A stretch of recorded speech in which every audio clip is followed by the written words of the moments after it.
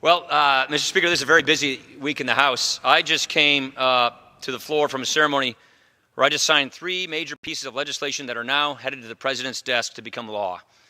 This House has been very busy keeping its promises to unleash our economy, to take care of our veterans, to provide hope for the terminally ill. We just signed those 3 things that are now on their way to the President's desk. But perhaps the most important promise that we made was the one that we made to the men and women who serve in our armed forces.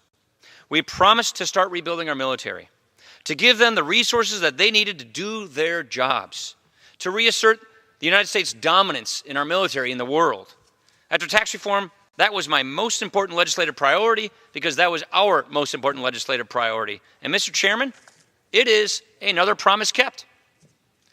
Earlier this year, we enacted a historic increase in military funding, made possible by the bipartisan budget agreement that came before it.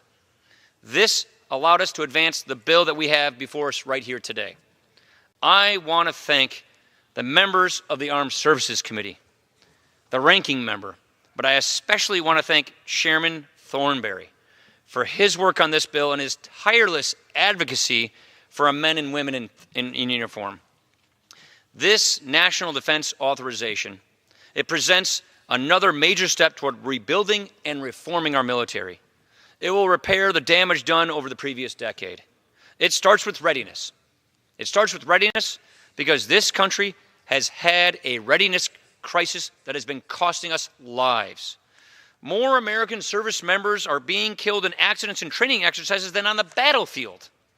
As Secretary Mattis put it, he was shocked by the poor state of our readiness. We must reverse that. So this bill invests in training. This bill invests in equipment. It grows the size of all branches of our military, and it prioritizes missile defense and our nuclear deterrent.